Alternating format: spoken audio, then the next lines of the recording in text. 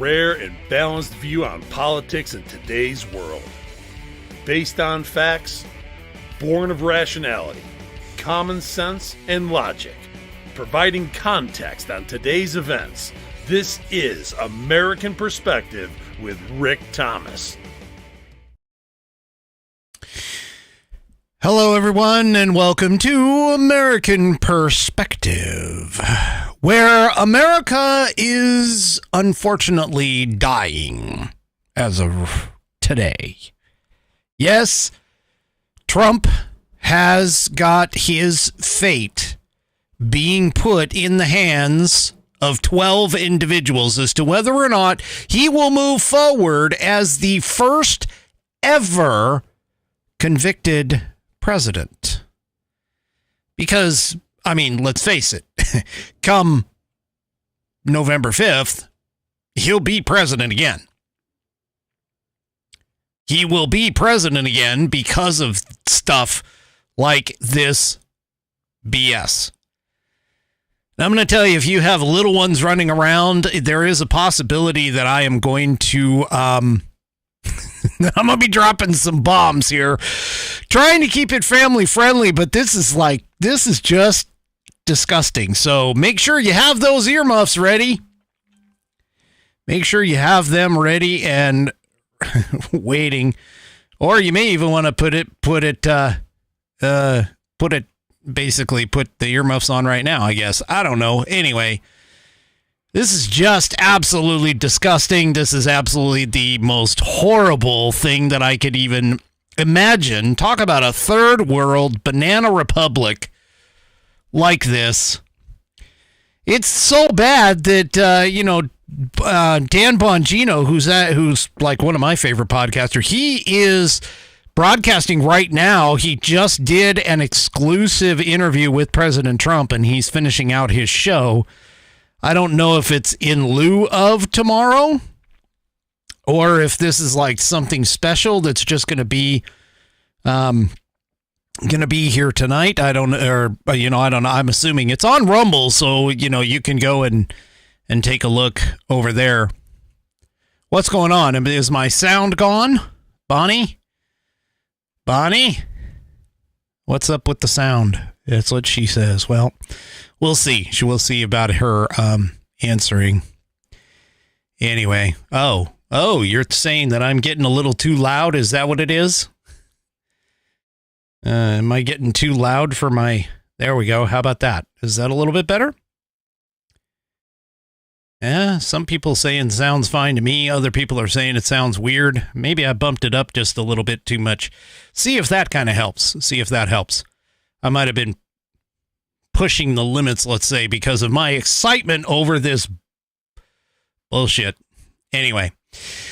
Alrighty. Let's go ahead and get to the Pledge of Allegiance. Tonight being the Pledge of Allegiance being said by Judge Wild. So if you are of mind, please stand, remove your hats, and make sure that you put your hand over your heart for the Pledge of Allegiance as said by Judge Wild from Rumble. I pledge allegiance to the flag of the United States of America and to the republic for which it stands, one nation, under God, indivisible, with liberty and justice for all. And I thank you for that, Judge. Do appreciate that. My Lord. What are we dealing with here, people? What are we dealing with? We're dealing with lawfare, bullshit, banana republic, all kinds of crazy crap. I've got some of that for tonight. I also have some other things that are in regards to some stuff that's going on in the Middle East, maybe stuff that you're not watching or not paying attention to because of the fact that this Trump trial bullshit's going on. But anyway, and I wish I had a pet of the week for tonight. Somebody tried, and I can't name names, but somebody attempted to send me a dog picture dog stuff, and I did not get the attachments if there were any. And so, I would love to be able to put that up, but definitely, please. There you go. Please resend that. Okay. So please resend that. I did not receive any of the attachments. Otherwise, they would be featured tonight. But I tried responding to you and letting you know. But unfortunately, I guess emails didn't go through the ethosphere. So resend, please, and we'll get them for next week. All right. So first of all, Bongino's doing this special, and I'm kind of watching him right now. I'm afraid to rebroadcast because I don't know what he would do if he found out that he was rebroadcasted. So, but anyway, so he had Donald Trump on, and Donald Trump, of course, was a lot calmer than normal, I think, and he just expressed his concern. He didn't sound like he was any,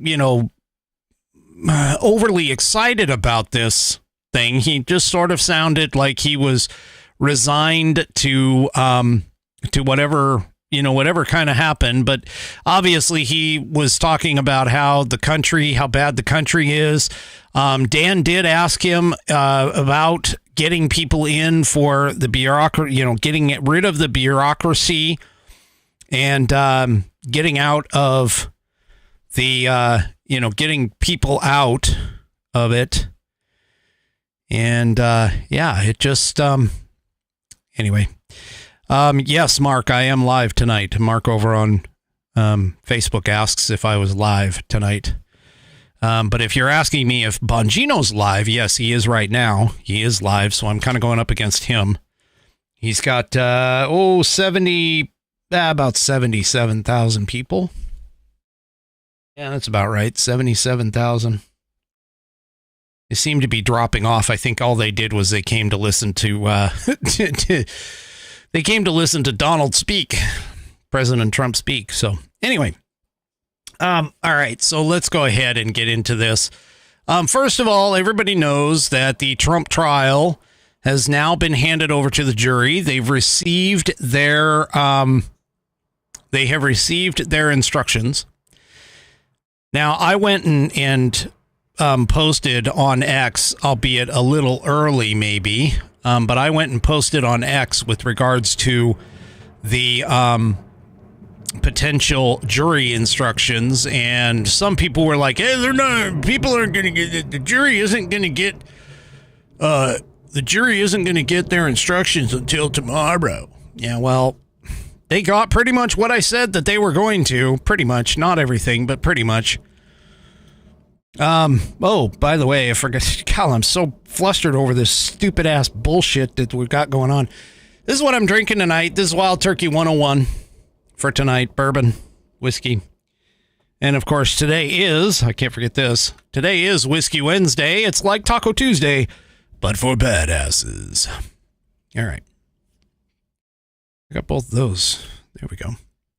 And, yeah, jeez. And, of course, I'm drinking it out of my True Grit Roots Network glass, which is our tonight's sponsor. So let me go ahead and just talk about this real quick. So True Grit Roots Network, TGRN.net. TGRN.net, that is the, right now, 100% all blues, 365, 24/7, digital radio station that I am co-owner of. But I want to tell you about Music on the Couch. So Music on the Couch is a wonderful live show. It is a live broadcast on Mondays at 8 p.m. Central Time to 11 p.m. Central Time, 3 hours of live, uncut, and unscripted conversations with musicians you should know. And this is hosted by Vinnie Marini, and all of his past interviews can be found at www.musiconthecouch.com. That's www.musiconthecouch.com. Not all of the files will be accessible, but I do know that he goes and he puts them in all the time. But Music on the Couch airs Monday at 8 p.m. Central, like I said. But this coming up, there is a live event, a world premiere listening party live with Lara Price. Lara Price will be on the show Monday, June 3rd. That's this Monday at 10:30 p.m. Eastern Time. So if you know about Lara Price and her music, you can go and check that out live. The Music on the Couch. Vinny does an awesome job with those. Just so you know, he does a great job with the interviews, discussing things with the artist, and then of course playing their music. And it's just a really good show. You ought to check it out if you get a chance. And of course, that is at True Grit Roots Network, tgrn.net. You can check us out online at tgrn.net, of course, and get the radio station through your browser, or you can find us in the Live 365 catalog of digital radio stations, as well as through the Odyssey app, AUDACY, and iHeartRadio, all three. You can get our music through all of them. So that is True Grit Roots Network out of Austin, Texas, and the TGRN Blues channel. All right, let's get on with it the rest of the way now that I'm back on track. All right, so the jury went ahead and was put together. They got their instructions. They deliberated for roughly about 4 hours. And they ended up adjourning without reaching a verdict on this first day of deliberations. Now, the thing about it is that Judge Mershon presented the jury with instructions, and those instructions were so effing confusing, okay? So confusing that it ended up to where the jury had to ask for his instructions a second time. Now, some people would actually take a look at that and say, you know, I wonder either we've got some really stupid people on the jury, which is possible, or we have people on the jury who are arguing over the instructions and so on and so forth. Now, here's the thing. They asked for transcripts of Michael Cohen's testimony. They asked for those instructions. And the longer, I'm just going to hazard a guess, the longer that the jury deliberates, I think that's going to be better off for the Trump team. And the reason why I say that is because that tells me that there is some question as to his being convicted beyond a reasonable doubt. Now, the thing about beyond a reasonable doubt, and this is part of the reason why the E. Jean Carroll case went into civil trial versus criminal trial. Beyond a reasonable doubt basically means that if there's any part that is questionable, any part of the question of what might have happened, that they basically are, you know, you have no other choice. You have to acquit. You can't just partially, in this particular case, you can't just partially say, oh yeah, he's guilty of this charge, but not guilty of that charge. Now, one of the biggest problems that we have, of course, is that we have 3 potential felony charges that are on the table. Now, of course, the freaking prosecutors wouldn't even say which one it actually was. And in fact, part of the instructions to the jury was, well, you guys don't need to know exactly which one it is. In fact, it's so much that 4 of you, because there's 12 of us, 4 of you can choose one felony charge. 4 of you can choose another felony charge. And 4 more can choose the 3rd felony charge. And I'll consider that a unanimous verdict. Now, that's never been done before.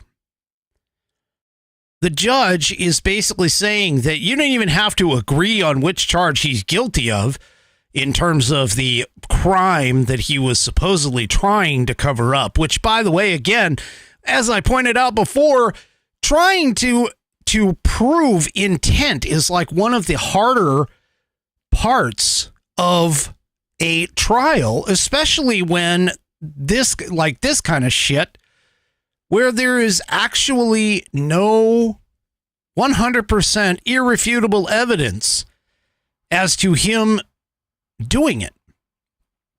I mean, that's part of the problem that we have right now, is the fact that we don't have irrefutable evidence.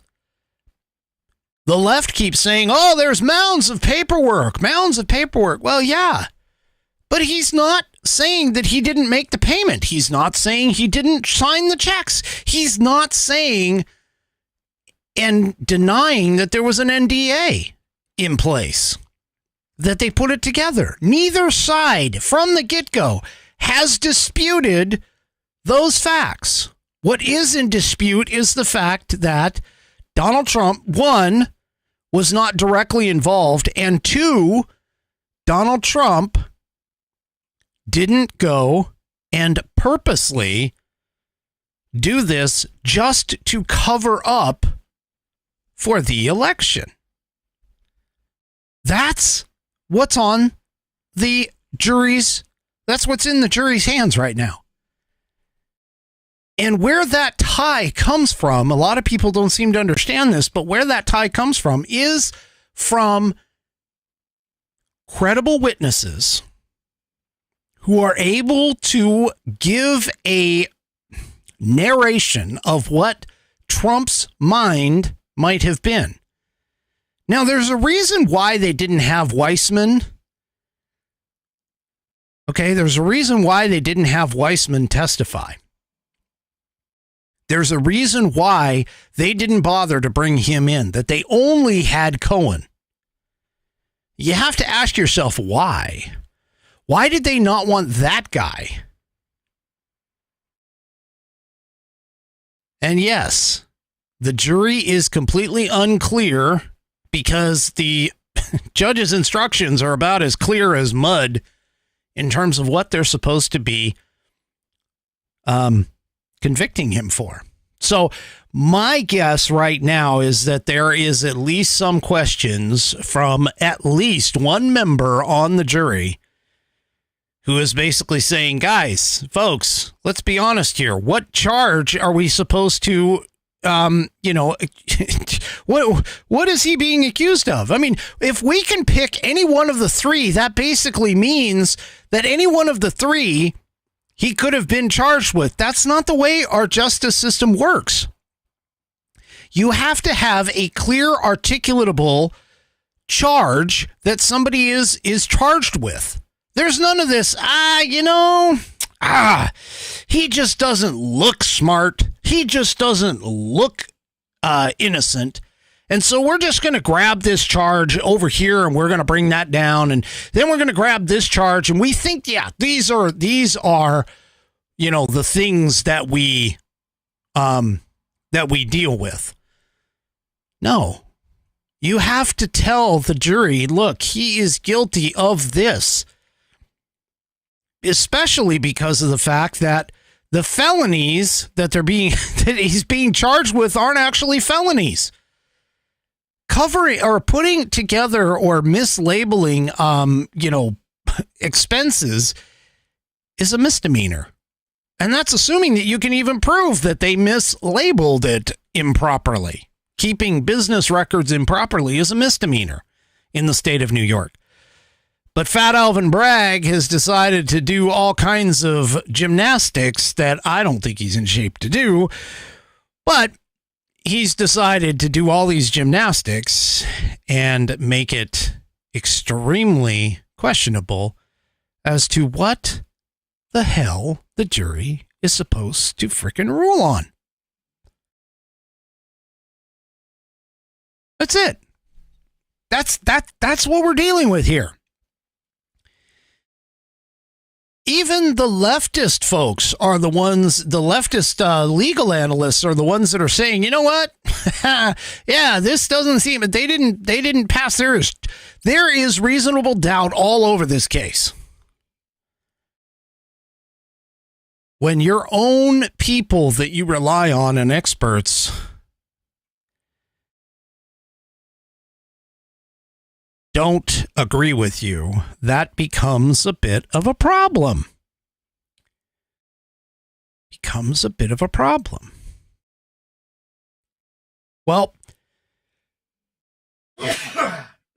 excuse me. Now there's something else. Now there's something else that is... now there's something else that is running around here in this whole thing. So Representative Elise Stefanik, go ahead and show you guys this. Where is it? Gotta find it here. There it is. So Representative Elise Stefanik has now filed potential misconduct complaint against Judge Juan Merchan, and saying that his selection may not be random at all, she said. So she's filed a complaint against the judge, alleging that his selection isn't random, and the potential misconduct pertains to the repeated assignment of acting Justice Juan Merchan, a Democrat Party donor, to criminal cases related to President Donald J. Trump and his allies. She added that Judge Merchan also presided over the criminal trial against the Trump Organization and will be presiding over the criminal trial of Steve Bannon, who was a senior advisor to the former president while he was in the White House.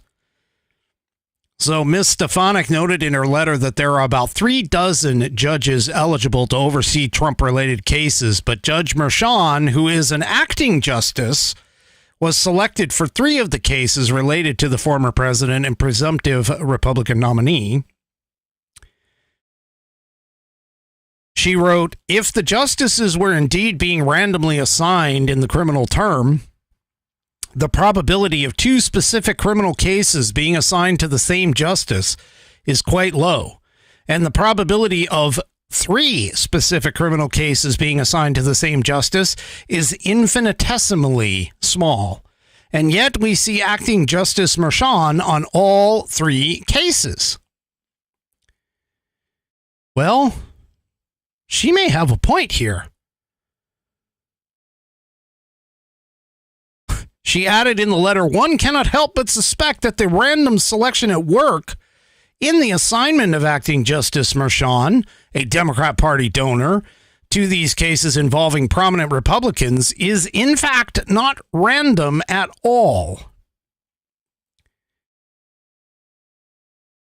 Now, the Epoch Times, where this piece is from, contacted the Supreme Court of the state of New York, as well as the New York State Office of Court Administration for comment. In a statement to the media outlets, the New York State Office of Court Administration said that the judge's assignment to the Trump criminal case followed standard protocol. Yeah, we'll see about that. Anyway, don't know if it's really going to do anything, but as of right now, about the best we can hope for realistically is maybe a hung jury. I don't think we're going to get an acquittal. As much as I would love to see this would be an acquittal, I don't exactly think it's going to happen. The best case scenario right now is a hung jury. Now, the good news is with a hung jury, we only need one common sense, logical, reasonable individual on that jury to say, yeah, guys, I don't think this isn't the case. And to be honest with you, that I think, and it's been suggested, that I think could be something that the Democrats are aware of, and this is why they are doing things like pressuring the jury and the judge and the courtroom, and having freaking Bob De Niro, the old washed up actor, stand out in front and like read lines. I mean, come on, this guy, he's made his living off of reading lines. Like, we're actually going to believe him at all. And this is part of where people are saying, yeah, there's no quick verdict, which is good. That is good. Believe it or not, folks, I'm telling you, a long, drawn-out jury deliberation is going to be much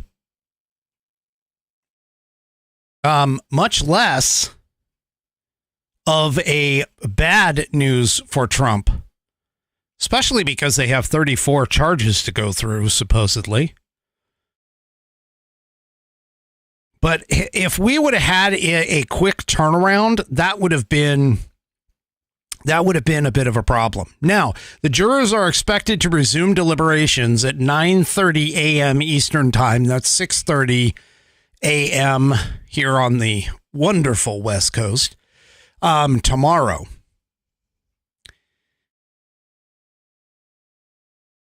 So we'll just have to see what's going on with this. Now, I had one leftist on X.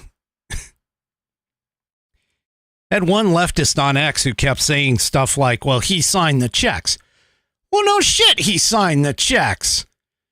But have you ever run a big business where somebody else is your accountant and comes in with a book and says, hey, I need your signatures on these checks? And here's what they're for. They're for legal fees. I mean, seriously, come on. He's being a CEO of a multi-international corporation. Yeah, he's not going to necessarily know every single freaking bullshit check that he's got to sign. He's just not. So sitting here trying to say that he knew exactly which checks were going where and for what. Yeah, I don't buy it. I just don't buy it.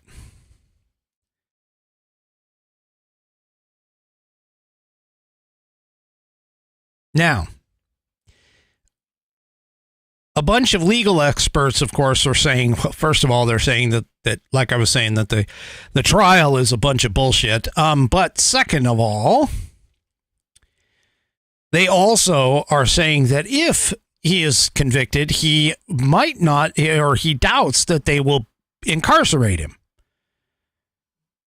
However, the Secret Service is reportedly setting up to possibly do just that.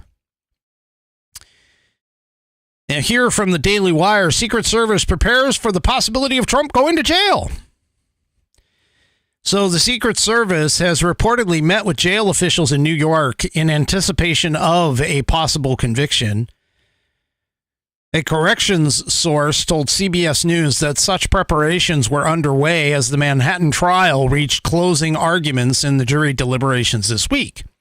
The report said corrections officers would be responsible for protecting the Secret Service agents tasked with safeguarding Trump if he spends any time behind bars.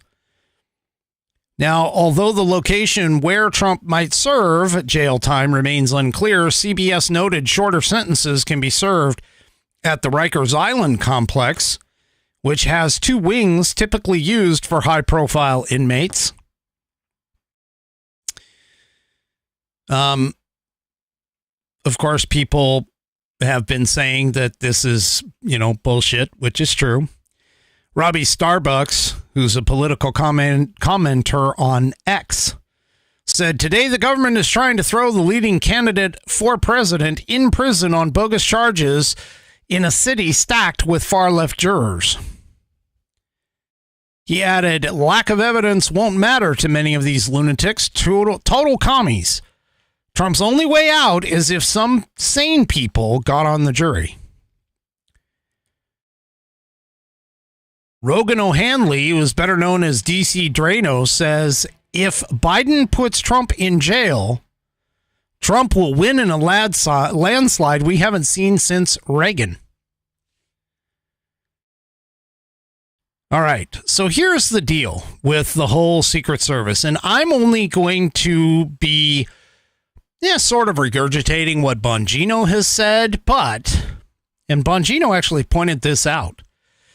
There's a code, and you can look this up. It's 18 U.S. Code, Section 1752, which regards restricted building or grounds. And basically what this law pretty much says, and it's really in subsection C, the term restricted buildings or grounds mean any posted, cordoned off, or otherwise restricted area. They're talking about the White House or its grounds, the vice president's official residence or its grounds, and then it goes into where the president might be. And here's what it is. Of a building or grounds where the president or other personnel protected by the Secret Service is or will be temporarily visiting, or of a building or grounds so restricted in conjunction with an event designated as a special event of national significance. And the term other person protected by the Secret Service means any person whom the United States Secret Service is authorized to protect under Section 3056 of this title, or by presidential memorandum, which such person has not declined such protection. So here's the thing. Okay.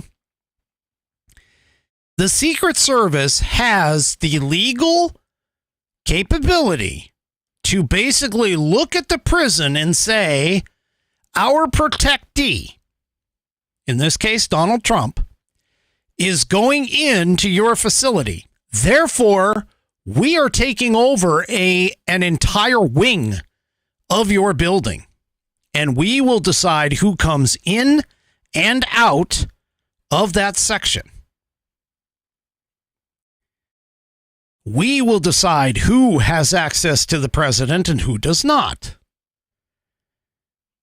They can do that by law. And if I were the director of the Secret Service, I damn well would be pissing in everybody else's freaking cornflakes and telling every single one of them, oh no, you want to put him in jail? Fine, go ahead. Put him in jail. But we are taking all of this out. We're taking this entire section. You need to clear everybody out. We're going to clear it like we would any other building that we would be sending a protectee into. And no one will be allowed in or out after we clear it.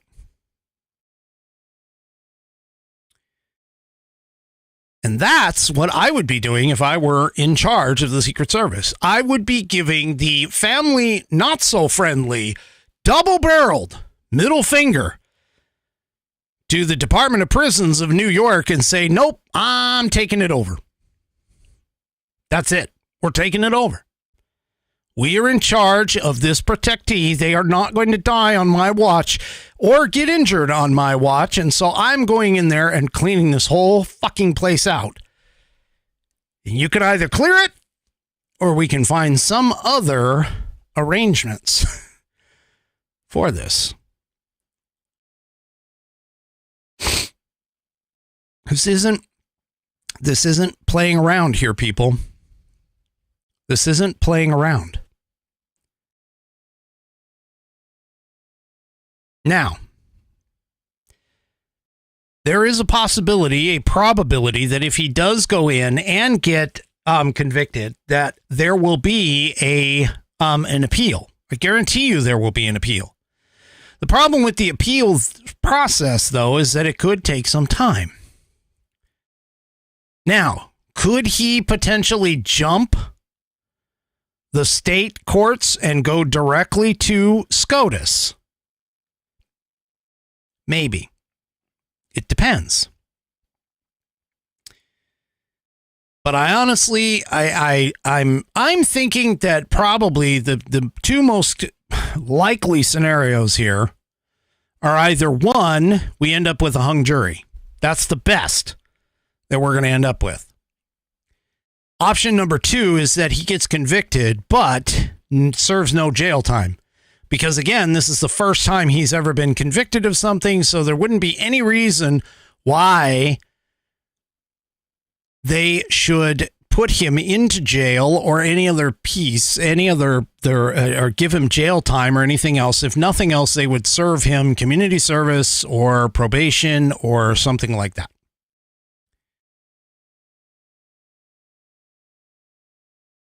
And that's probably where this is going to go. It's probably where this is going to go. But as we've all pointed out, again, I mean, Amy, you're right. You know, what is the felony charge? That's not the instructions to the jury. The jury don't have to know.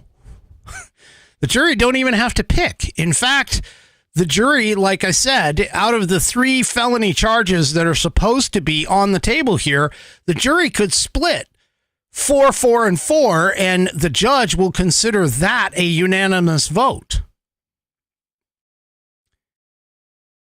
So, yeah. And buddy, I know you keep saying there is no felony crime. I get that, but we're talking about New York City. We're talking about New York judges. We're talking about New York juries. We're talking about a whole setup that is completely a setup. I mean, let's just say it. We'll just say it. Anyone with any kind of sense would not have even taken this case on. In fact, if the judge had any semblance, honestly, any semblance of honor, ethics, moral standards, integrity whatsoever, he would have said, you know what? I can't give I can't give the jury a whole bunch of bullshit, muddy instructions. So I'm going to take this over and I'm just going to say not guilty because you haven't proven your case.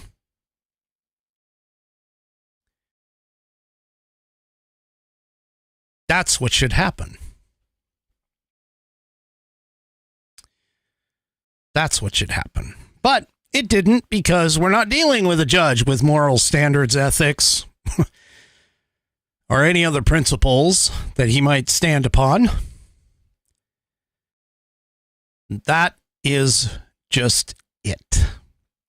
So we go into tomorrow with not knowing what the situation is. And the first thing that the jury's going to get tomorrow, by the way, is the instructions all over again. So we'll just have to see if maybe the instructions might change or something like that. I don't know. But anyway. All right. Let's move to the international scene. You remember that wonderful... Well, actually, before I get into that, let me just point out, you see this great shirt that I'm wearing? This fantastic, just patriotic shirt. Look at that. It's got eagles on it. It's got flags on it, flag representations on it. All these wonderful things on it. Well, guess what? You can get your own copy of this shirt by going to theflagshirt.com. That's theflagshirt.com. And right now, they actually have moved, believe it or not, they've actually moved from their Memorial Day sale over to a Flag Day sale. Now, they have up to 50% off select patriotic styles running right now that you can shop for. So you can go and take a look. They also have set up on their website a set of 4th of July outfits. See, I hate that. It's not the 4th of July, folks. It is Independence Day. I think I should let their guy know that they need to get rid of the 4th of July outfits. 4th of July is just a date. The celebration of the holiday is Independence Day. But I digress. Speaking about that, that was a train horn. Yeah, that was a derailment. But anyway, all right, let me go back to this.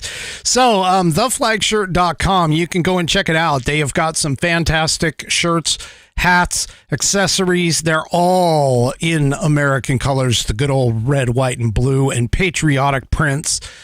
It is just, they are really good. I mean, I love the cotton polos, the cotton men's polos that I've got on this. But you can head on over there and check out their styles and everything else that they've got going on. And also, if you want, you can go to flagshirt.americanperspective.online first and pick up a $5, pick up a code for $5 off your order. Once again, by heading to flagshirt.americanperspective.online, you'll get an exclusive code to put in at checkout to get $5 off your order. So not only could you save up to 50% off of select patriotic styles over there, you can also pick up $5 off your order by combining the 50% off sales with a code that you pick up from flagshirt.americanperspective.online. This is all coming from theflagshirt.com. Theflagshirt.com. Get yourself patriotized. Yes, Judge, it is Independence Day. It is not the 4th of July. It happens to fall on the 4th of July. That happens to be the date that we celebrate, but it is Independence Day. It was when we declared our independence. And I hate myself whenever I go and throw in the 4th of July or whatever. So, anyway, all right. So let's get back to the Middle East. There's this wonderful $320 billion debacle that we sent over to Gaza to help facilitate putting not refugees, but send in support and everything for the civilians over there. I can't think of what it's. I'm grasping at a word and I can't freaking get it. But anyway, so the U.S. military put this floating pier, and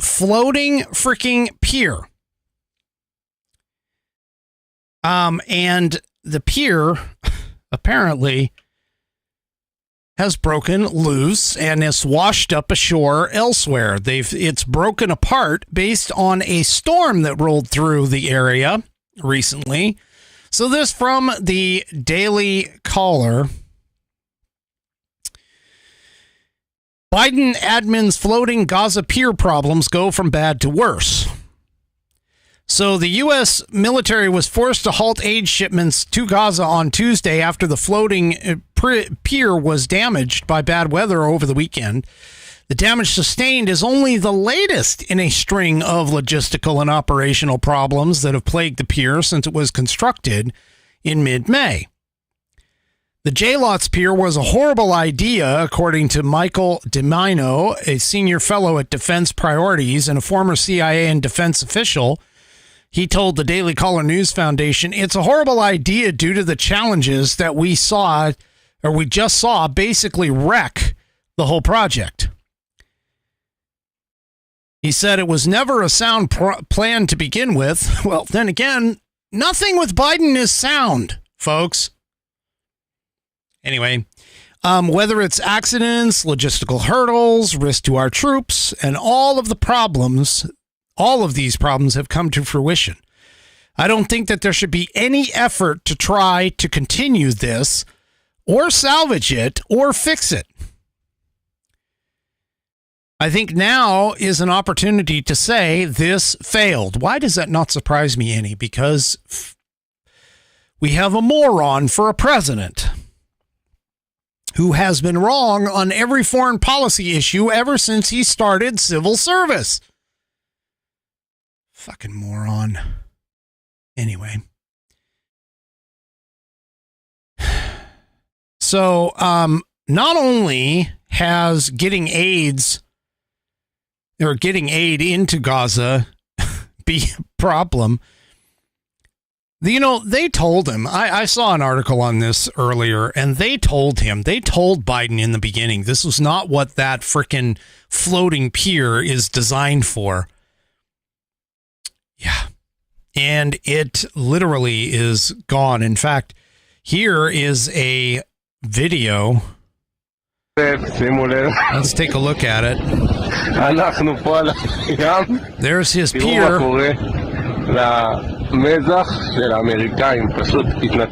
It's sinking. I mean, seriously.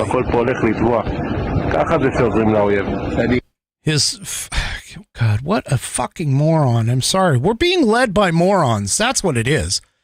We're being completely led by morons, which, by the way, I love telling them that on freaking X and other socials. But anyway, so not only did the pier break apart and like fall apart and crush itself, okay, but we also know that of the, several hundred tons of aid that we've sent in, they've never gotten to the Gazan people, the civilians that it's supposed to be for. Never got there. They've been hijacked, stolen even by the same UN people who are supposed to keep it safe. I mean, this has just been a freaking debacle, just like Afghanistan, just like any Nigeria, I think, just like any other of these debacles. What a moron. Oh, and I guess the pier is going to be removed from the coast of Gaza and towed northbound to Israel for repairs. It will take at least over a week to fix the pier before it can be re-anchored. That's assuming that they go back and do it. What a fucking shit show. Oh, here, the pier can only be operated in favorable sea conditions in a maximum of 3-foot waves and wind speeds not higher than 15 miles per hour. Reconstruction efforts won't be able to take place if sea conditions are poor, which will possibly add further delays. Yeah. So this incident showed up at just a day after a separate stint of bad weather unmoored 4 U.S. Army vessels supporting the JLOT system and sent them floating away from the operational site off the coast of Gaza. 2 vessels floated north and were beached in Ashdod, Israel, while the other 2 anchored on the Gaza coast near the causeway. One of the vessels has been recovered. The other 3 will be recovered by Thursday, they said. So here is, I guess there was a video, appears to depict U.S. soldiers from one of the beached vessels stranded on the shore while awaiting rescue, despite the Biden's administration's promise that there would be no U.S. boots on the ground in the region. Yeah. This is just memorial. That's just horrible. I mean, I can't even freaking, this is just a mess. And if things couldn't get any worse, check this out. This from a left-wing outlet too. This is from the Associated Press. Iran further increases its stockpile of uranium that is enriched to near weapons-grade levels. Okay, you know that whole frickin', Iran nuclear deal that was supposed to prevent Iran from getting nuclear weapons?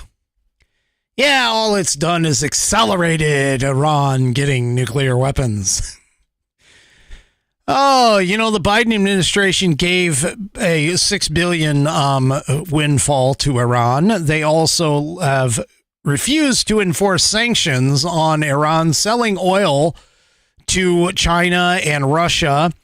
Let's see. There also was, when Obama was in office, he sent pallets of cash over to Iran. And all of this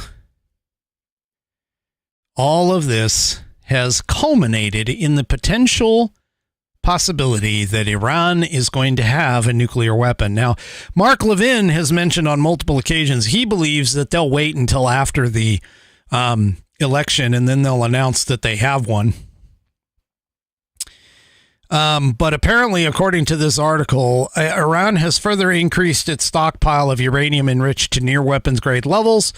It was a confidential report on Monday by the United Nations nuclear watchdog and is the latest in Tehran's attempts to exert steady pressure, or to steadily exert pressure on the international community.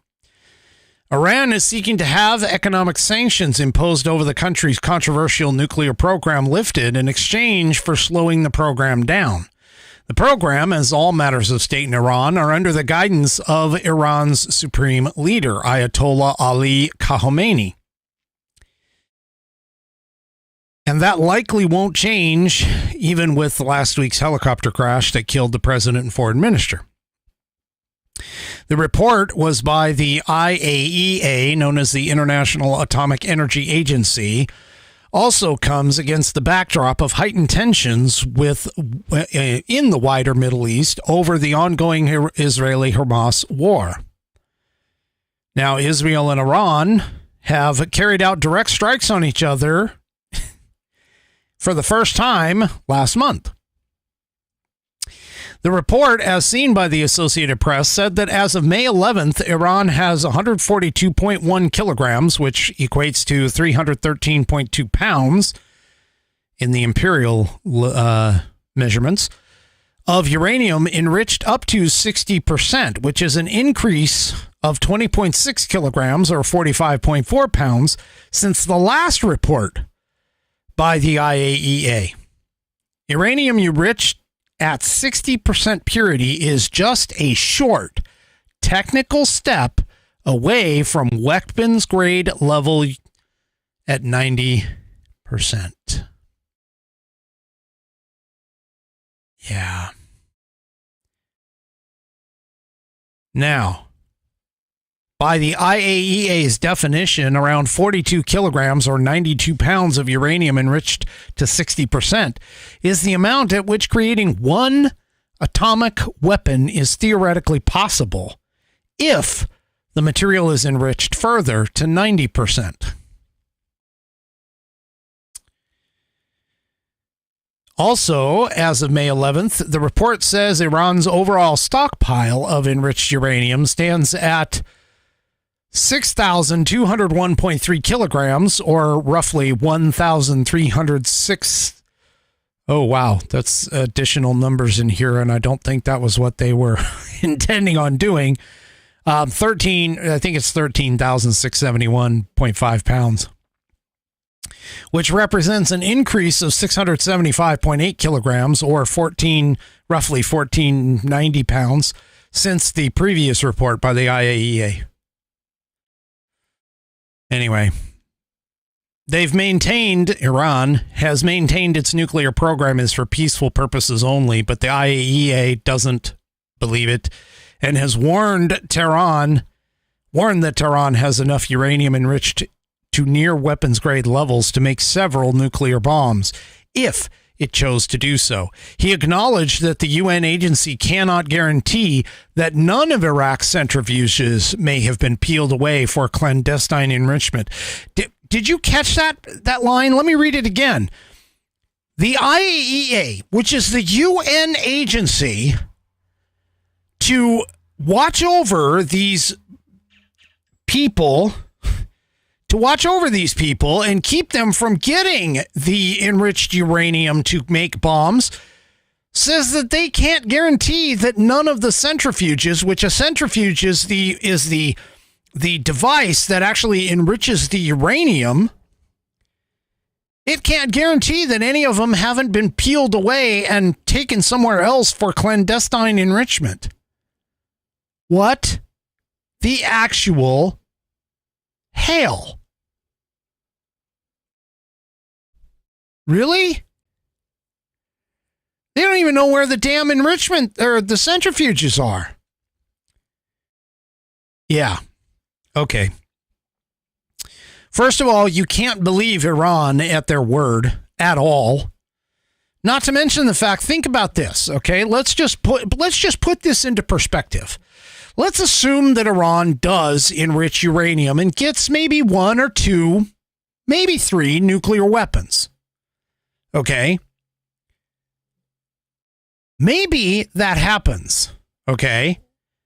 And if it does, then what the hell? What would stop them from putting it in the hands of, say, Hamas or Hezbollah and dropping it into Israel? What would stop them from doing that? These are radical terrorist regimes. They don't give a crap about the people that's surrounding them or even their own civilians. They don't care. They want to wipe out Israel and the West. And with our open border, what's to say that they don't slip it into the United States and light one off? We should be choking these people economically and militarily. We should be squishing the crap out of them. Yeah. So under the original nuclear deal, just so you understand this, which was struck in 2015, Iran was only allowed to enrich uranium only up to 3.67 purity. Only maintain a stockpile of about 300 kilograms and use only very basic IR-1 centrifuges, machines that spin uranium gas at high speed for enrichment purposes, as I said. Yeah, this is they are going to have one. If they don't have one now, they will soon.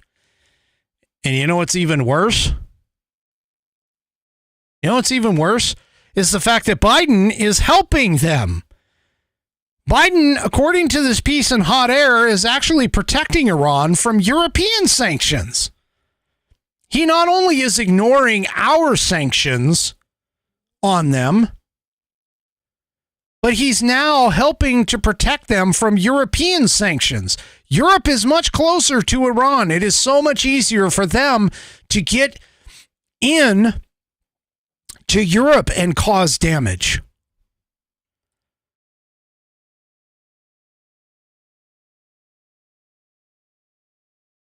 This is not good, people.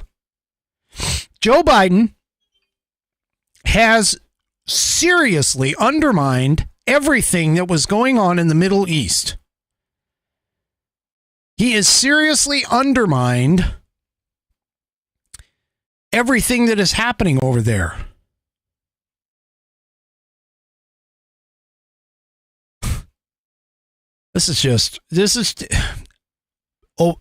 Obama and Biden have made the world less safe.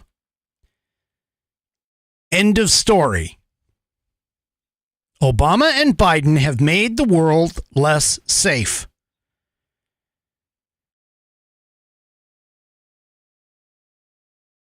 They've been wooing Iran for years. This is according to the piece, shipping tens of billions of cash to the country, kissing up to the mullahs, and even hiring Iranian spies to be the envoy in our country.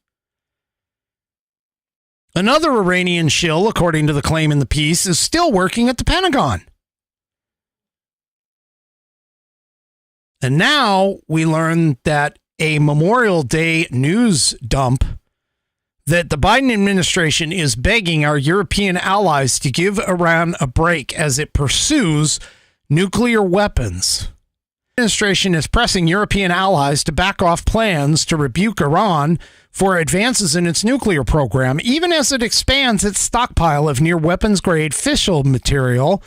Fissile, F-I-S-S-I-L-E, by the way, is the nuclear material, to a record level. according to diplomats involved in discussions. The U.S. is arguing against an effort by Britain and France to censure Iran at the IAEA member state board in early June. The diplomats said the U.S. has pressed a number of other countries to abstain in a censure vote, saying that this is what Washington will do. U.S. officials deny lobbying against a resolution. How can you not read this and understand that our country, our president, this jerkwad up in the frickin' White House, and believe it or not, I'm actually pointing east, but this jerkwad up in the White House is sanctioning a Iranian terrorist regime.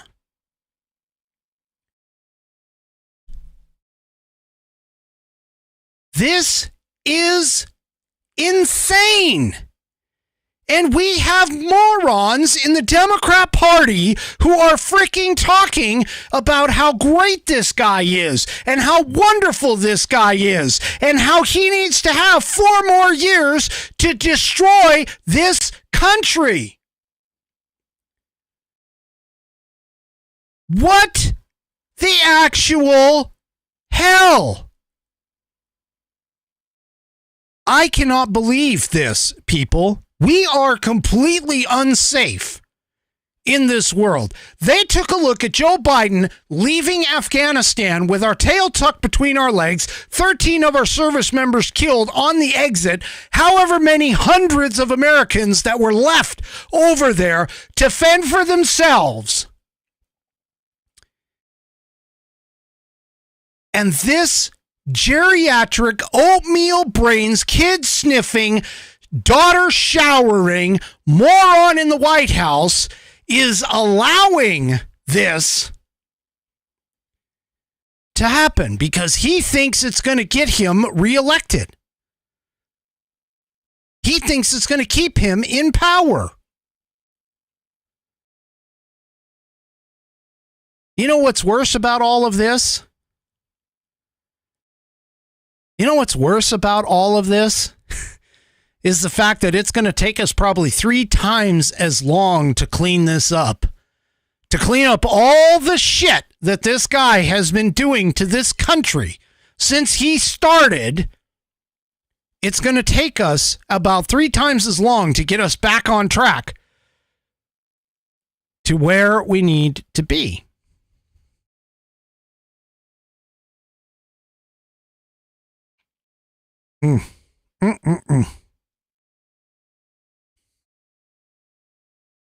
Bonnie, I mentioned the 13.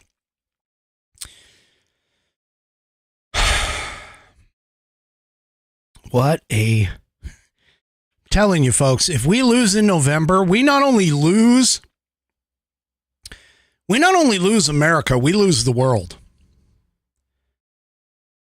As Ronald Reagan once said, there is no place, there is no fortress, there is no vestige for freedom anywhere else in the outside of the United States for the world.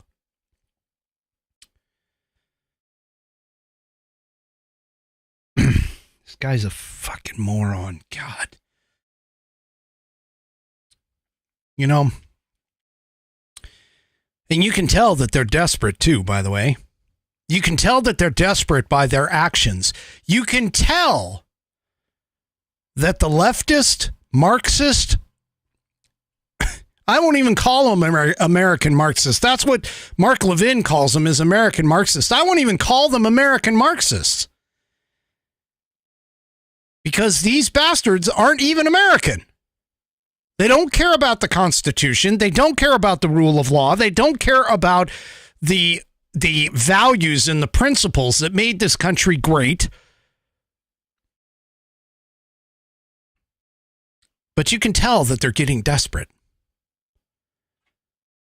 You can tell that they're getting scared. And why? Well,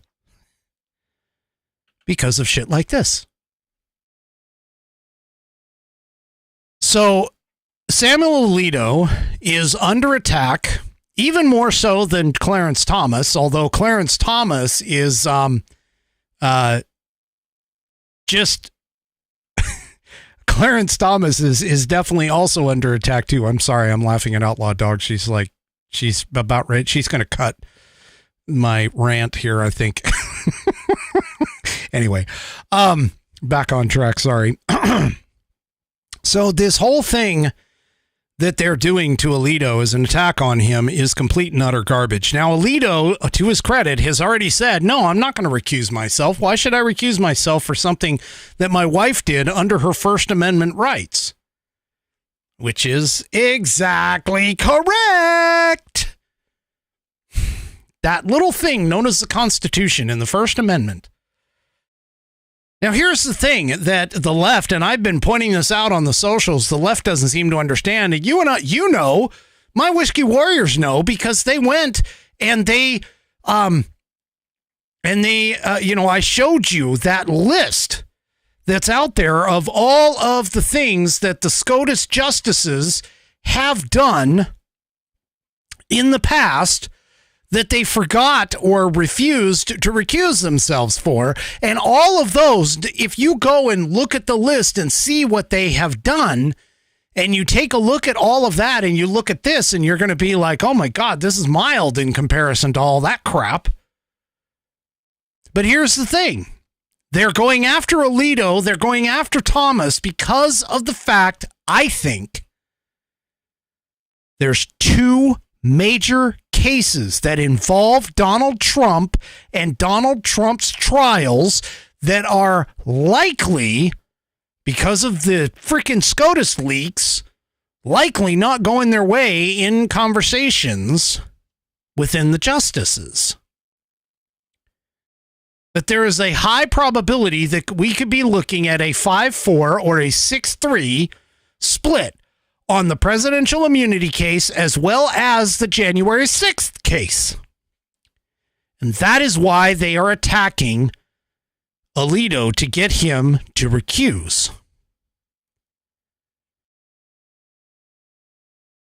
That's what they're looking to do. And this is a bunch of complete and utter bullshit. This man has done nothing but uphold the Constitution for the years that he has been on the court. The same thing with Clarence Thomas. If anything, we should be looking at Kagan Jackson, God, who can't even freaking know what a woman is, and she is supposed to be a woman. Are we even sure she's a woman? I wonder if anybody's looked under the robe to see. But anyway, I digress. And Sotomayor. Now, Sotomayor had a much bigger reason to recuse herself recently when a case came up involving her book publisher, which she took a hefty sum of money from. Where was the left talking about the recusal of the courts? Why? Sorry, guys.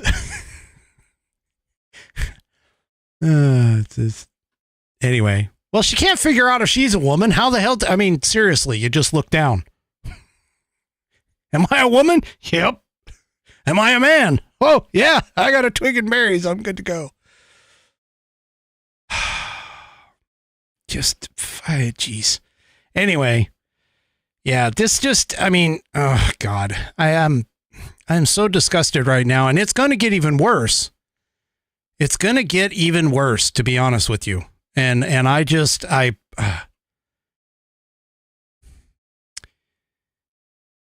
well, you know, the one thing that I was taking into account for this week, which was actually kind of cool, was the fact that Ohio, and yes, I am switching gears.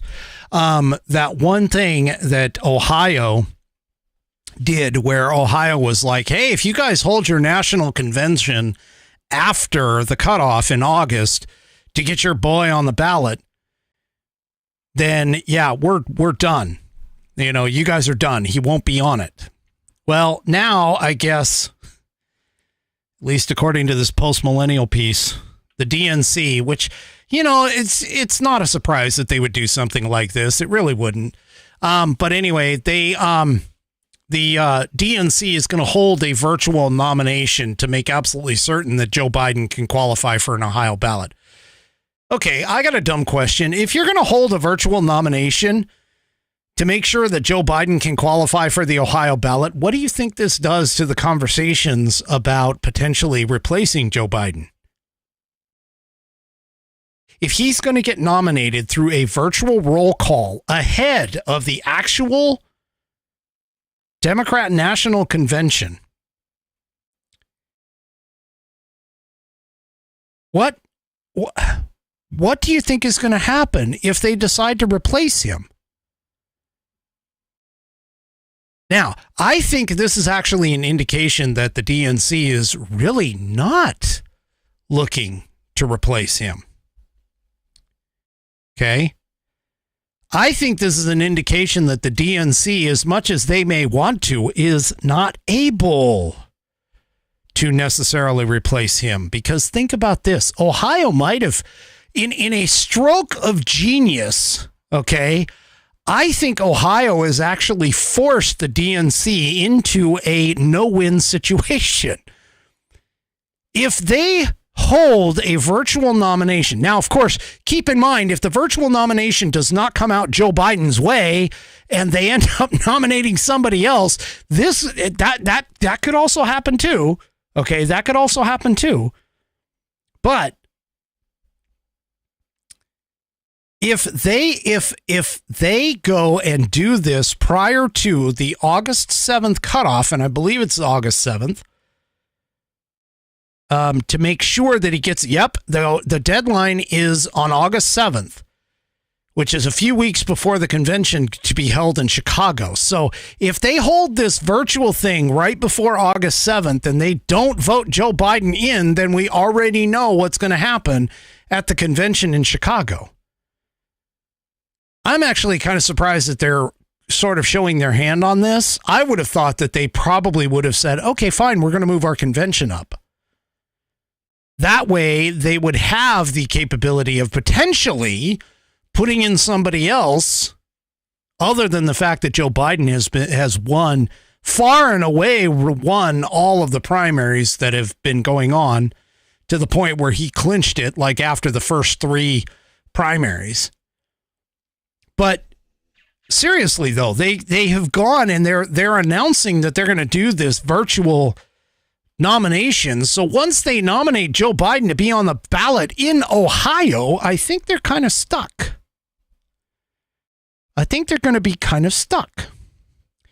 And this is the DNC chair, Jamie Harrison, announced that they were going to do that yesterday. She said in a statement, according to Politico, Joe Biden will be on the ballot in Ohio and all 50 states. And Ohio Republicans agree. But when the time has come for action, they have failed to act every time. So Democrats will land this plane on our own. Through a virtual roll call, we will ensure that Republicans can't chip away at our democracy. Newsflash, it's a republic. Through incompetence or partisan tricks. Newsflash, it was your dumbasses that put the convention after the Ohio deadline. And that Ohioans can exercise their right to vote for the presidential candidate of their choice. Yeah. Anyway. So the virtual nomination process is supposed to look similar to what the Democrats have used during 2020 when the proceedings were impacted by COVID-19. Chicago events will still be held in preparations for the 2024 election. So there you go. We're just going to have to see it. And yes, that is a picture of Savage Rich on the Post-Millennial page. Savage Rich Barris. Gotta love him. Check him out on Sean's show, Sean Battleground Live. You should check him out on Wednesdays. It's Savage Rich Wednesdays over there. But here's the reason why they're doing all this. Here's the reason why, honestly. This according to Red State. And actually, I've seen the same kind of headline in Politico too, by the way. Democrats are in a full-blown freak out. They are having a complete panic attack over Joe Biden's electoral prospects.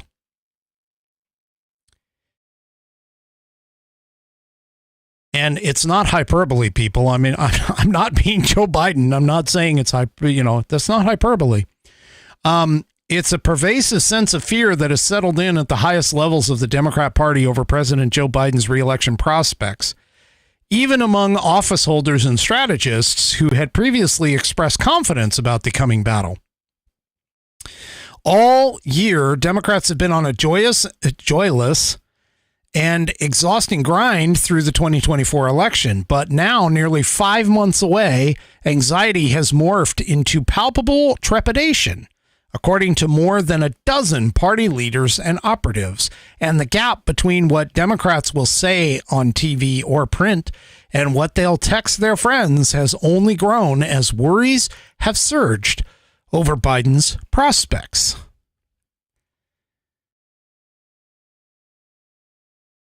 And no, Chevy, I don't think they're going to want to. Michelle doesn't want to slip in.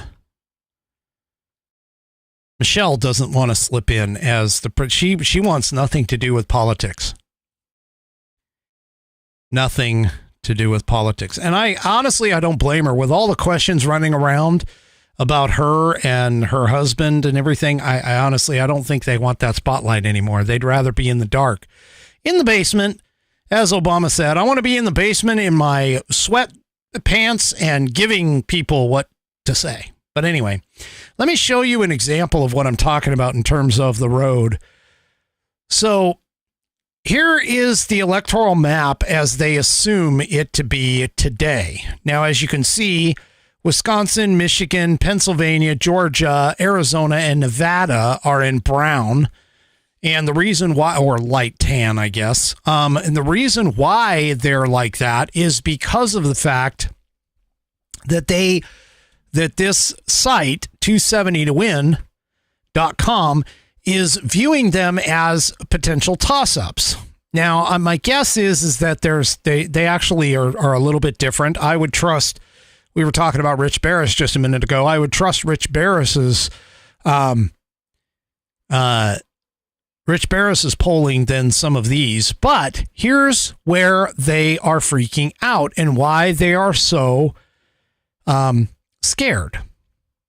If you look at the possibility of combinations to make it to 270 using the existing map, and notice Pennsylvania, Georgia, Michigan, Arizona, Wisconsin, and Nevada are all in play right now. If you look at the possibilities of combinations, Democrats only have 9 possible winning combinations right now, assuming everything else stays the same. Now, keep in mind, there are a couple of places like Minnesota that is leaning light blue right now. And you also have, New Mexico leaning light blue, but meaning that it could possibly slide over. Okay. North Carolina, they're saying, is leaning light blue, but as Buddy Weiser points out, North Carolina is MAGA red. So we'll see if that actually comes out. But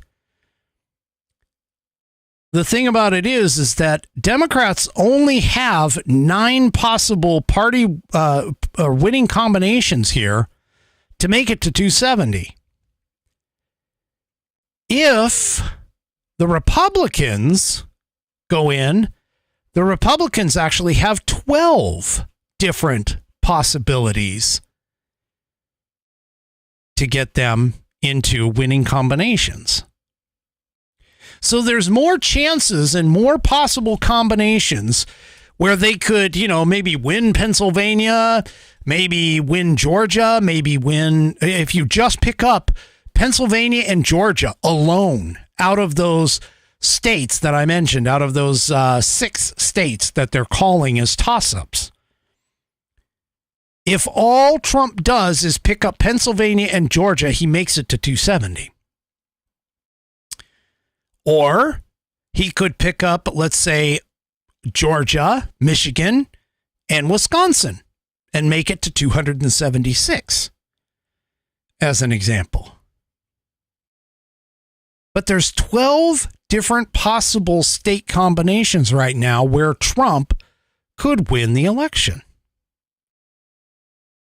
And only 9 possible combinations at this point for the Democrats. Now, believe it or not, there actually is one combination right now where we could end up in a tie. And that would be if Pennsylvania and Michigan go for the Republicans and the other 4 states go to the Democrats, you would end up in a 269 tie.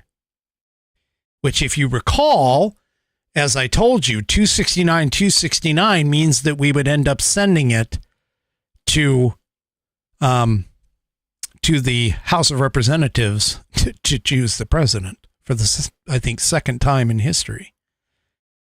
But one thing that I don't like about this map, which I really wish that they would do better, is the fact that they are not they don't give you the option to add in people such as RFK Jr. and how they would affect the voting.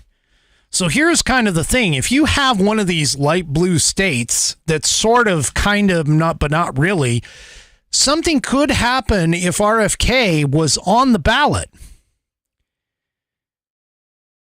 And then they go and pull votes away from Biden, which would then turn the state potentially Republican. And that is why the Democrats are even fearing RFK. They're afraid of him. That's why they don't want him to be at the debate. And I know some of you got to remember, guys, I mean, I'm seeing in the chat, a lot of people are like talking about certain states like Texas and Florida not being, bright red. And you got to remember, these are put together based off of polling data that they've been doing. And so depending upon, who does the polling and so on and so forth, who does the polling, it's going to change. And that's why I was making the point that I'm not really too sure I necessarily trust this particular map. I'd rather, trust a pollster like Rich Barris, the People's Pundit. That, So, and yes, Coco Dominky is saying that, yes, Minnesota is a light blue. There's a reason for that. So Minnesota and Michigan, by the way, are kind of in play right now, according to certain reports, especially because of the fact of the Hamas supporters being pissed off at Biden. So there is a potential that these two, and again, keep in mind, all this entire map could just get tossed into the garbage heap when it comes to actually election day. Many of these states that are blue, for an example, New York, just based off of some of the responses that Trump's been getting at his rallies and stuff, New York could potentially go light blue instead of being blue, or possibly even light red. Same thing goes, I've heard, as Washington, which is typically a deep blue state. I'm not saying that the Republicans are necessarily going to win it, but anybody that listened to Randy Bell Radio heard that Washington may have a possibility of being in play as well. There's a lot of possibilities right now where things are not falling out the way that the Democrats really believe that they are. And your typical, Washington, Oregon, California, New York, Illinois, Colorado being always blue, they may end up being more of a light blue or potentially a light red. Everything is possible. And that's why the Biden administration and the Biden campaign and all of the Democrats are freaking out. And you're right, Becky. Becky, she's from Australia and she even freaking knows. Just don't let dead people vote. That's what she says. Yeah. Oh my gosh, folks. I'm just telling you, 2024, man, there is so much crap that's going on right now. There is no way that anybody has a crystal ball to be able to freaking do this.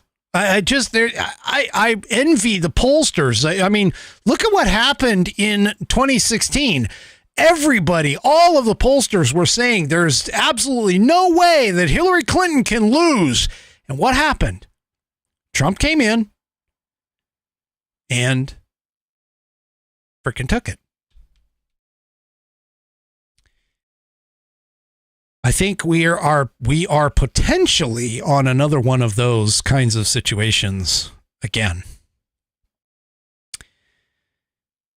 All right, last thing that I want to talk to you about tonight, which is, this whole thing about climate change. First of all, just to be completely clear, I do not believe that human-influenced, human-generated, human-affected climate change actually happens. Okay?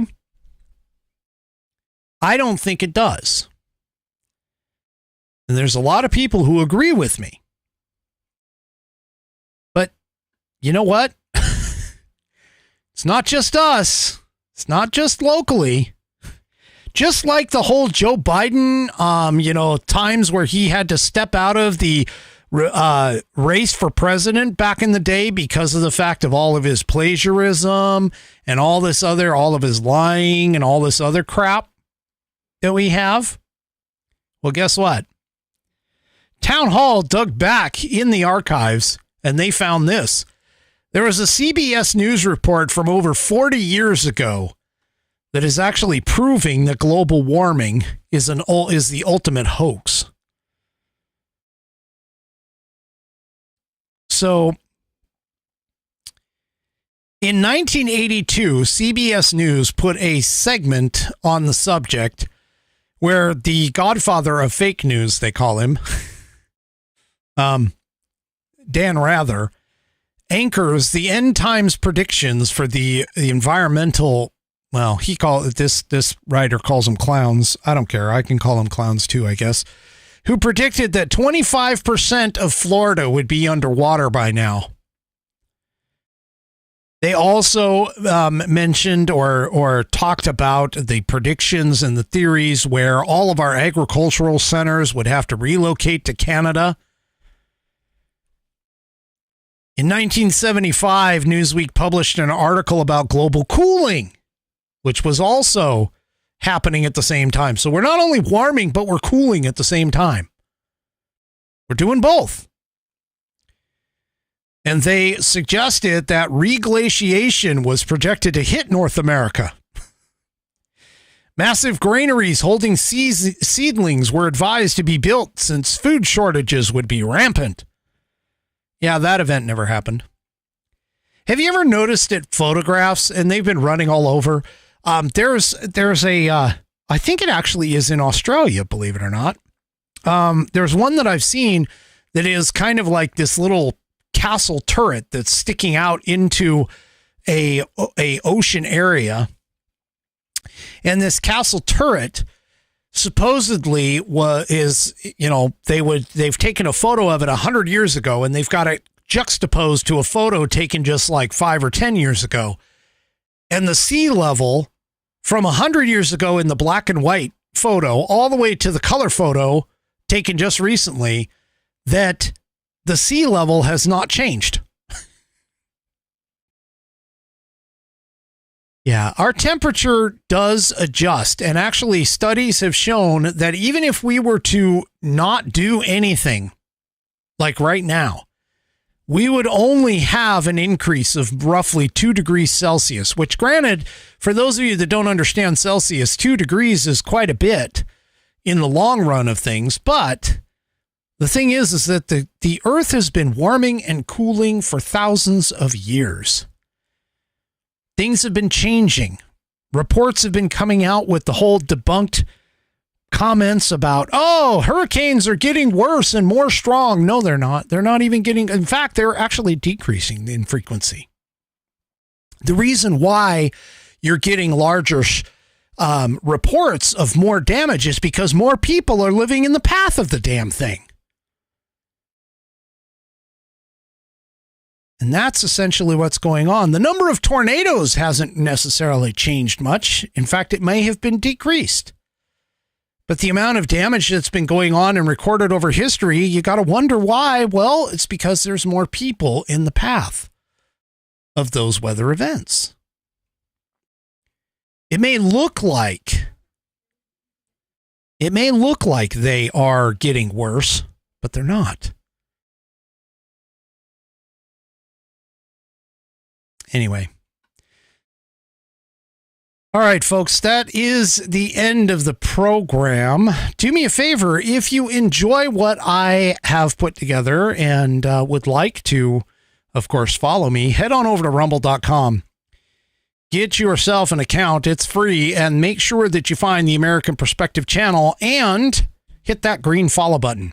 For those of you already over on Rumble, help out the channel by making sure you hit that green or sometimes black, depending upon which dark mode or light mode you're actually in, but hit that thumbs up button, because that is one of the primary ways that Rumble tracks all of these videos. I do appreciate it. Believe me, I appreciate all my Whiskey Warriors. One note, by the way, that I just want to point out to you guys. I missed last night. The reason why I missed last night is I attended a scholarship event for my daughter. My daughter was awarded with 2 scholarships for her activities in dance. She was given 2 scholarships for college, so I want to give her a complete round of applause and celebration for that achievement. She is getting ready to head on over to college here next year. So, so I'm very proud Papa here. She has done just a fantastic job in her senior year. All right, we will see you tomorrow night at 5 p.m. Pacific, 8 p.m. Eastern Time, right here on the American Perspective broadcast. Have a great rest of your evening. Good night, everybody. The previous broadcast was produced and is owned by Active Eye Media LLC. All rights reserved.